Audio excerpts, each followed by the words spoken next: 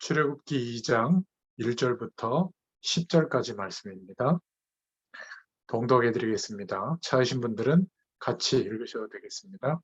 레위 가족 중 한 사람이 가서 레위 여자에게 장가들어 그 여자가 임신하여 아들을 낳으니 그가 잘생긴 것을 보고 석 달 동안 그를 숨겼으나 더 숨길 수 없게 되매 그를 위하여 갈대 상자를 가져다가 역청과 나무진을 칠하고 아기를 거기 담아 나일 강가 갈대 사이에 두고 그의 누이가 어떻게 되는지를 알려고 멀리 섰더니 바로의 딸이 목욕하러 나일강으로 내려오고 시녀들은 나일 강가를 거닐 때에 그가 갈대 사이에 상자를 보고 시녀를 보내어 가져다가 열고 그 아기를 보니 아기가 우는지라 그가 그를 불쌍히 여겨 이르되 이는 히브리 사람의 아기로다. 그의 노이가 바로의 딸에게 이르되 내가 가서 당신을 위하여 히브리 여인 중에서 유모를 불러다가 이 아이에게 젖을 먹이게 하리이까. 바로의 딸이 그에게 이르되 가라 하매 그 소녀가 가서 그 아기의 어머니를 불러오니 바로의 딸이 그에게 이르되 이 아기를 데려다가 나를 위하여 젖을 먹이라. 내가 그 삭스를 주리라. 여인이 아기를 데려다가 젖을 먹이더니 그 아기가 자라매 바로의 딸에게로 데려가니 그가 그의 아들이 되니라. 그가 그의 이름을 모세라 하여 이르되 이는 내가 그를 물에서 건져내었음이라 하였더라. 아멘. 예, 오늘 출애굽기 2장 1절부터 10절의 말씀을 통해서 함께 은혜를 나눌 제목은 구원은 하나님이 행하신다라는 제목입니다. 우리가 서론으로 좀 생각해 볼 것은 우리 인생에 많은 문제가 있지만 왜 인간이 행복이 없을까? 그렇게 노력하고 최선을 다하는데도 왜 고통이 끊임없이 계속될까? 물론 돈 문제고 건강 문제고 사람 문제고 뭐 그럴 수 있습니다만은 성경에서 말하는 근본적인 인생의 문제는 세 가지로 말하고 있습니다. 그 첫 번째가 바로 하나님을 떠난 첫사람 아담과 하와가 지은 그 죄 때문에 하나님과의 약속을 놓치고 사단이 제시하는 다른 길이 더 자기에게 행복이 되는 것처럼 그 약속을 어긴 선택을 했을 때 영원한 생명을 잃어버리게 되고 하나님의 진노를 받게 되죠. 그래서 하나님의 생명을 완전히 잃어버려서 이제는 죽을 수밖에 없는 그런 인생이 된 겁니다. 그게 바로 인간의 저주의 시작이죠. 물을 떠나 있는 물고기는 죽은 것과 마찬가지로 하나님을 떠나서 출생한 인간은 영원한 하나님을 만나야 하는데 물고기가 물속으로 들어가야 되듯이 영원한 생명을 가진 인간은 영원한 하나님을 만날 수 있지만 하나님을 떠나서 죄와 사망의 법 아래서 출생한 인간은 영원한 하나님을 만날 수가 없죠. 그래서 살아가는 모든 노력을 기울여도 그게 답이 되지 않는 겁니다. 이런 죄와 저주의 문제가 인간의 진짜 문제죠.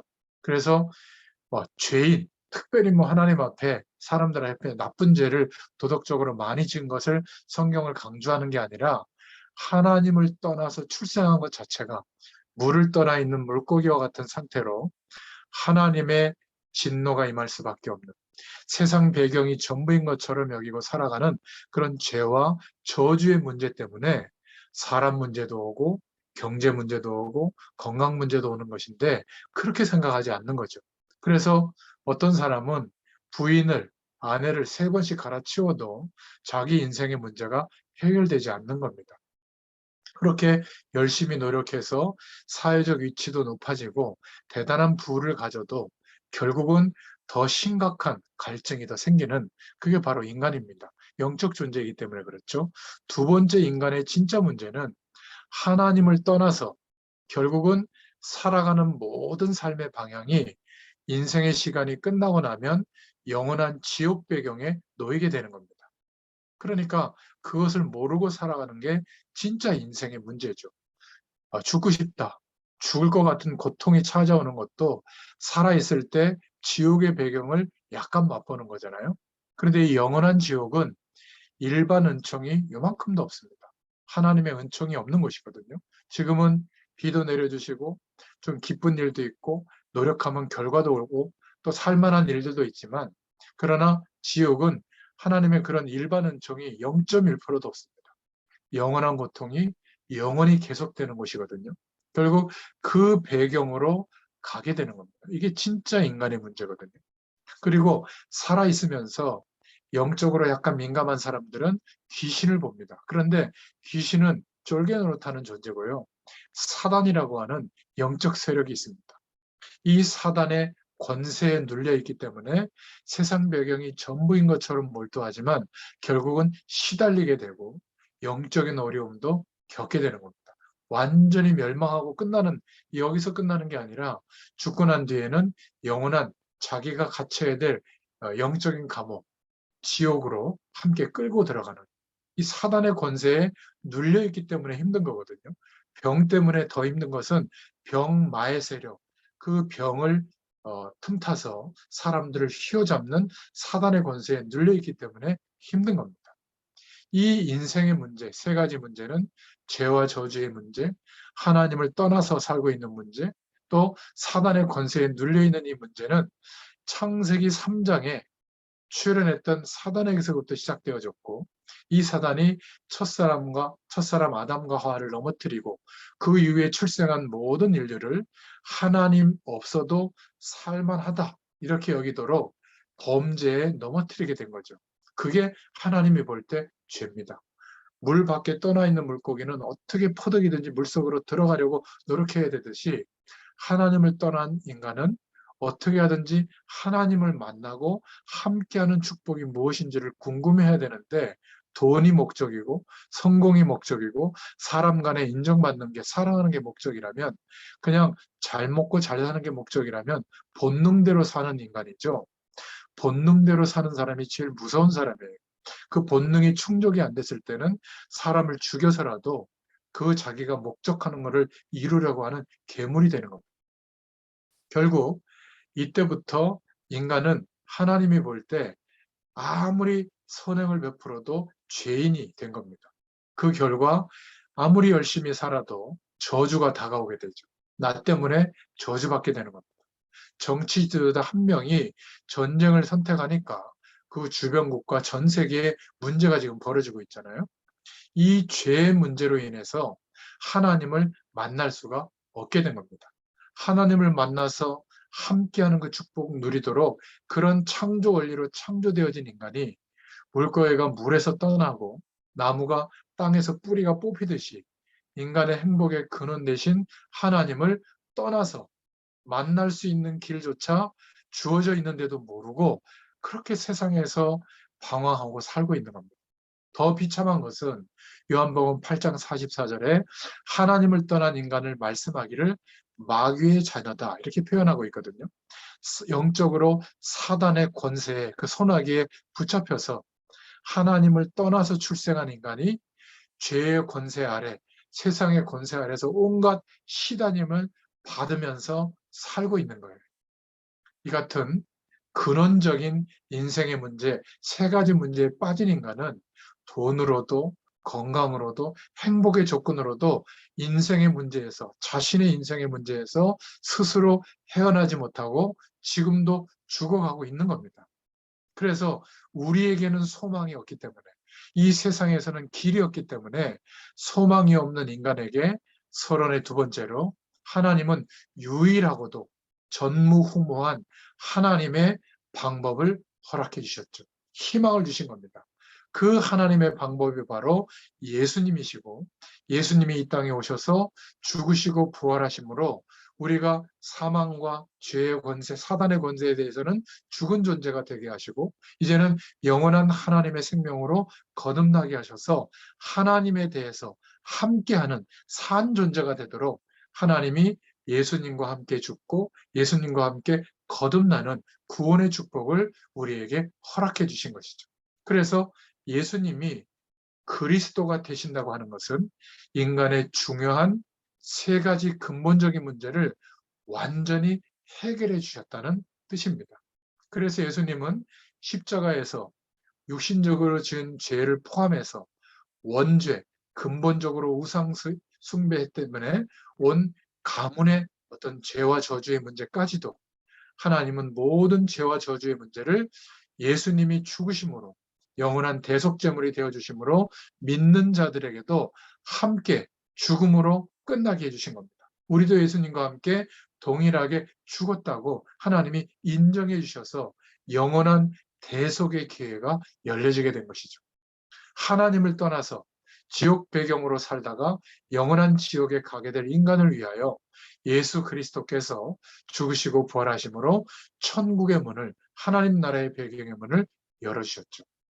사단의 권세에 눌려서 평생 속고만 살고 시달리고만 살아야 될 마귀에게 속한 마귀의 자녀가 된 신분에서 이제는 예수 그리스도를 믿는 믿음으로 하나님의 자녀로 바꿔주시는 권세를 주신 줄로 믿습니다.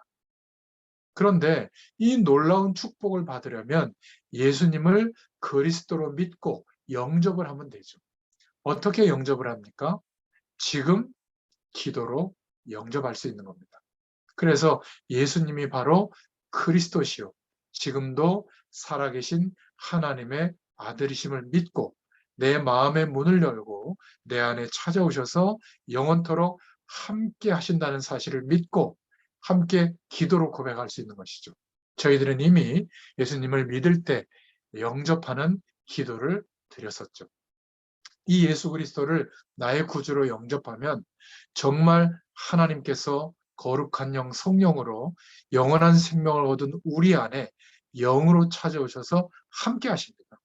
이 사실을 믿으면 밤에 가위를 눌리고 꿈자리가 사납고 정신적으로 막 혼란을 가져오고 살아가는 삶이 완전히 실패된 환경 속에 있을지라도 모든 문제를 가져다주는 근본적인 문제, 하나님 떠난 죄와 저주의 문제, 하나님 떠난 문제, 사단의 권세에서 눌려있던 이런 영적인 문제에서 완전히 해방받게 되는 줄로 믿으시길 바랍니다.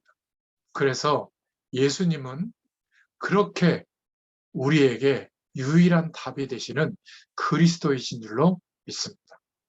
2000년 전에 오신 그 예수님은 지금도 예수님이 하신 그리스도를 믿고 영접하고 고백하는 자에게 함께 하시면서 이제는 거룩한 영으로 살아서 역사하시는 축복을 허락해 주시는 겁니다. 그래서 우리가 지금 읽어가고 있는 성경, 특히 출애굽기는 애굽에서 400년 동안 고생하던 이스라엘 백성들을 그냥 고통 속에 버려두지 않으시고 그 모든 저주와 속박에서 세상 배경에서 사단의 권세에서 애굽의 배경에서 빠져나오도록 하나님이 모세를 보내셔서 준비하시는 내용입니다. 그게 바로 오늘 출애굽기 2장의 내용이죠. 하나님은 똑같이 우리를 죄와 죽음과 사단의 권세와 세상의 저주에서 그냥 버려두지 않으셨어요. 저주와 사단에게서 그냥 내버리지 않으시고 지옥 배경으로 살도록 영원한 지옥에 가도록 두지 않으시고 우리에게 그리스도의 축복을 깨닫게 하시고 믿어지는 은혜가 있게 하신 줄로 믿습니다. 그래서 오늘 본론으로 붙잡을 기도 제목은 첫 번째로요. 하나님은 사랑이십니다. 하나님은 사랑이시다. 문제 가운데 빠져서 스스로 해결하지 못하고 죽어갈 수밖에 없는 인간들을 향해서 하나님께서는 해결책을 허락해 주셨어요. 예수님을 그리스도의 일을 하실 분으로 보내주신 겁니다.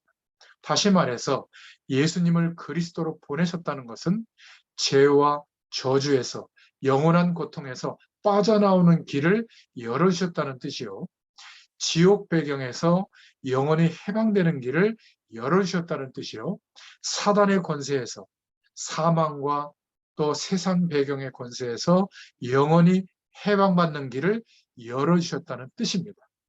그래서 하나님은 우리를 사랑해 주신 사랑의 하나님이신 줄로 믿습니다.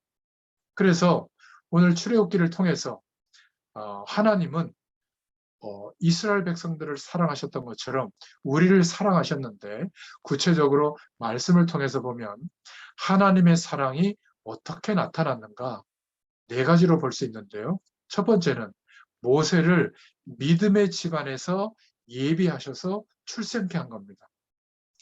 레위 사람 남자가 레위 여자에게 장가들어서 낳은 아이가 모세거든요.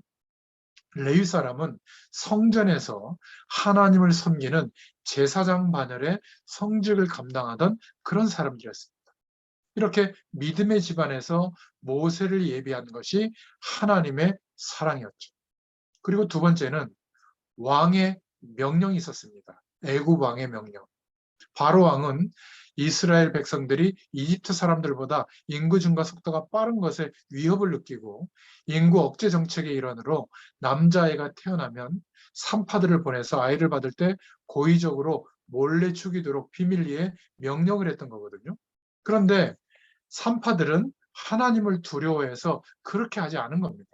바로왕에 막 추궁을 할 때 산파들은 변명하기를 이스라엘 산모들은 어찌나 건강한지 내가 도착하기도 전에 이미 아이를 해산해 버렸기 때문에 죽일 기회를 찾지 못했다. 이렇게 변명까지 했거든요. 이 모든 것이 하나님의 섭리였어요. 이래서 하나님이 예비하신 인물 모세가 무사히 태어날 수 있도록 하나님은 사랑을 베푸르셨죠. 세 번째로는 산파들이 하나님을 무서워해서 고의적으로 남자아이를 살려주게 되자 바로왕은 이스라엘에게 명령을 내리기를 남자아이가 태어나면 무조건 나일강에 버려서 죽일 것을 명령한 겁니다. 그러나 모세 부모는 모세를 버릴 수가 없어서 숨겨서 키웠는데 커지니까 울음소리도 커지고 더 이상 숨길 수가 없어서 나일강에 버리되 갈대 상자에 만들어서 하나님께 맡기고 기도하면서 띄워보낸 겁니다. 이때 하나님께서는 바로 왕의 공주를 예비시켜서 하필이면 그때 목욕하러 왔다가 또 그 어린아이를 보고 사랑하는 마음을 가져서 양자로 받아들일 마음을 갖게 되죠.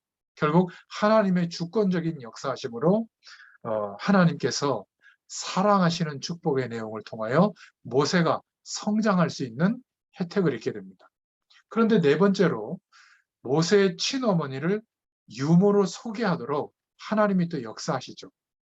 동생이 운명이 걱정됐던 누나, 미리암 누나가 갈대상자가 흘러가던 것을 이렇게 따라가다가 바로 동생 모세가 바로왕의 딸이 목욕하다가 건져내는 것을 목격하고 그 공주에게 모세에게 유모가 필요한 것을 알고 유모를 소개하였다고 합니다. 그렇게 하라고 하니까 이제 모세는 미리암의 그 누나는 이제 집에 와서 그 자기 어머니를 공주에게 소개를 하죠. 참 하나님이 하시는 일을 보면 대단하지 않아요? 남자애가 죽는 그런 막 비참한 상황이 벌어지는데 오히려 왕궁의 공주가 명령을 해서 자기 아이를 집에서 젖먹일 때 양육을 하거든요. 그러니까 품삯을 받아가면서 돈을 받아가면서 유모로서 젖되기 전까지 키웠다가 장성할 때 그때 다시 왕궁으로 공주의 품으로 보내서 양자로 키워지는, 그러니까 어린 시절의 신앙교육을 어머니부터 받도록 언약이 전달되도록 하나님이 이렇게 사랑을 베풀어 주셨고 그 사랑의 결과로 이스라엘 백성들을 구원할 일을 감당할 모세가 성장하게 된 겁니다. 이게 하나님의 사랑이었어요.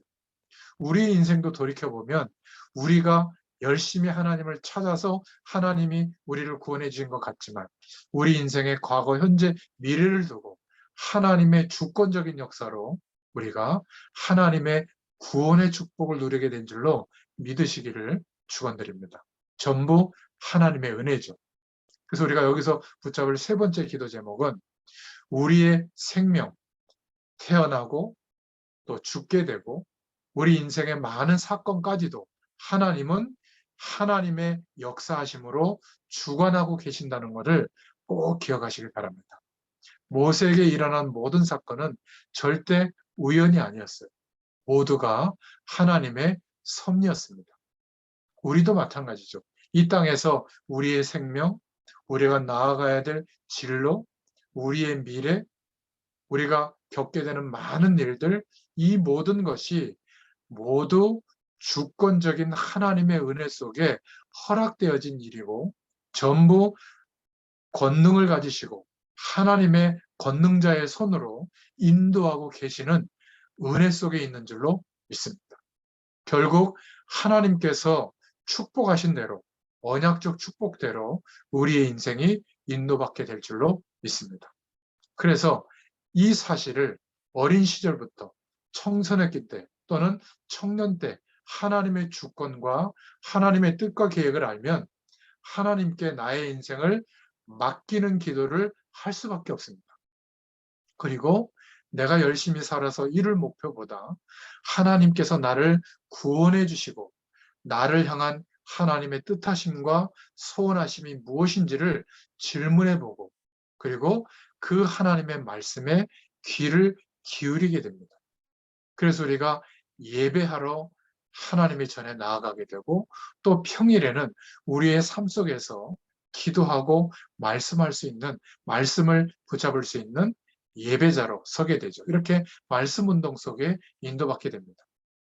학생 때, 청년의 때, 또 지금 그리스도의 비밀을 알고 하나님을 바라보면 하나님께서 우리 인생을 통하여 땅끝까지 이 복음이 증거되어지도록 온 세계가 우리 인생을 통하여 살아나는 응답도 누리게 됩니다.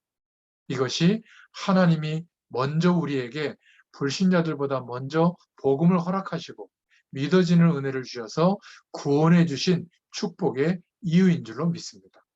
모세가 어릴 때부터 하나님의 주권과 하나님의 섭리를 깨닫고 나중에 이스라엘을 살리는데 쓰임받은 것처럼 우리도 그런 은혜 속에 구원받은 줄로 믿습니다. 요셉도 마찬가지죠. 어릴 때부터 기도의 비밀을 알고 이 하나님의 약속, 오실 메시아에 대한 약속, 우리는 이미 성취된 예수 그리스도의 약속을 붙잡고 기도하잖아요. 그 약속을 붙잡고 고난을 통과하고 결국 하나님의 계획 가운데 하나님 앞에 쓰임받는 큰 그릇이 될 수 있었죠.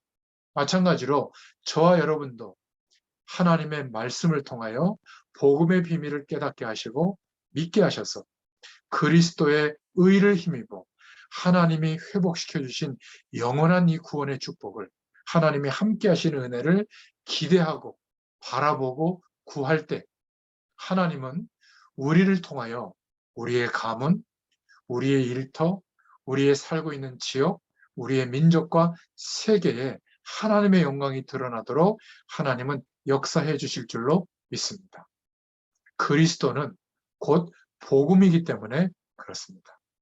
자, 마지막 네 번째로 하나님은 모세를 애굽에 보낸 목적이 무엇이었을까요? 하나님이 예수님을 이 세상에 보낸 목적이 무엇이었을까요? 그것은 바로 택한 이스라엘 백성을 애굽에서 구원하시고자 모세를 그 애굽 땅에 보내신 것이죠. 그래서 섭리하신 겁니다. 마찬가지로 하나님께서 우리를 사랑하시는 확증의 내용으로 약속하신 그리스도를 이 땅에 보내셨고 그 예수님이 하신 그리스도의 일을 우리로 하여금 믿어지는, 믿게 하시는 은혜를 베풀어 주신 겁니다. 우리를 억만가지 죄악보다 큰 원죄 아래서 사망의 법 아래서 저주 가운데서 사단의 권세 아래에서 구원하시고자 예수님을 이 땅에 보내신 줄로 믿습니다. 그래서 출애굽기는 모세를 애굽에 보낸 목적이 뭐냐? 바로 예수 그리스도를 이 땅에 보낸 목적을 깨닫도록 말씀으로 우리에게 알게 하시는 거죠. 그래서 결국 그 어마어마한 세상 배경 애굽에서 이스라엘 백성들이 출애굽하게 되죠. 그렇게 구원받게 하신 목적이 뭐냐? 모세를 예비시켜서 애굽에 보내서 이스라엘을 애굽에서 나오게 하신 목적은 출애굽기 3장 12절에 애굽에서 인도하여 낸 후에 너희가 이 산에서 하나님을 섬기리니 이것이 내가 너를 보낸 증거니라. 이렇게 말씀하고 있는 겁니다. 바로 그냥 예배가 아니라 희생제사, 번제를 드리는 거죠. 오실 메시아의 약속을 붙잡게 하는 겁니다. 결국 희생 제물을 드린다는 것은 예수 그리스도의 약속을 붙잡고 오실 메시아의 약속을 붙잡고 하나님을 바라보고 하나님의 임재를 누리는 이 축복을 가르쳐 주기 위해서 희생 제물을 드리는 예배를 드리게 한 겁니다. 오실 메시아, 여인의 후손이 오면 창세기 3장 15절을 상기시키고 하나님 만나는 길을 열어주신 그리스도, 선지자 되신 이를 완성하신 그리스도, 죄와 영원한 저주에서 영원히 해방되는 길을 여신 그리스도, 대속해 주신 제사장 되신 그리스도, 모든 사단의 권세, 세상 배경에서 완전히 해방되는 길을 열어주신 왕 되신 그리스도, 이 그리스도를 깨닫게 하고 이 축복을 누리도록, 그래서 그리스도를 상징하는 약속이 희생제물, 번제를 드리는 겁니다. 이것을 가르쳐주고 붙잡게 하기 위함이다. 그래서 이스라엘 백성들을 출애굽하게 한 거죠.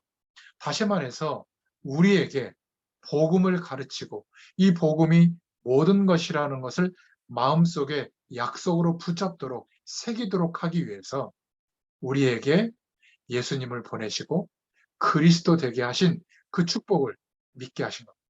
이만큼 예수 그리스도를 믿는 복음의 내용이 중요한 겁니다. 이 약속을 빼면 여전히 재앙과 저주 속에 있는 겁니다. 교회 다니고 있을 뿐이지. 이 약속을 놓친 예배는 예배 행위를 드리고 있을 뿐이지 하나님께서 살아 역사하시는 이 배경이 응답으로 체험되지 않는 겁니다. 그러니까 내가 열심히 해서 안 되던 세상의 복만 자꾸 구하는 거예요. 예수 그리스도로 말미암아 회복되어진 이 영원한 축복이 어마어마한데 이것을 기대하지 않고 하나님 자녀가 살고 있다면 그것처럼 안타까운 일이 없는 것이죠.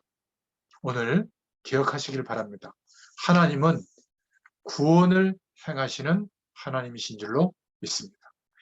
죄와 저주의 문제, 하나님을 떠나서 출생한 문제, 사단의 권세 아래 눌려서 인생의 모든 문제와 세상의 문제가 엉켜 있는데 여기에서 영원히 해방되는 길을 우리에게 허락해 주셨죠.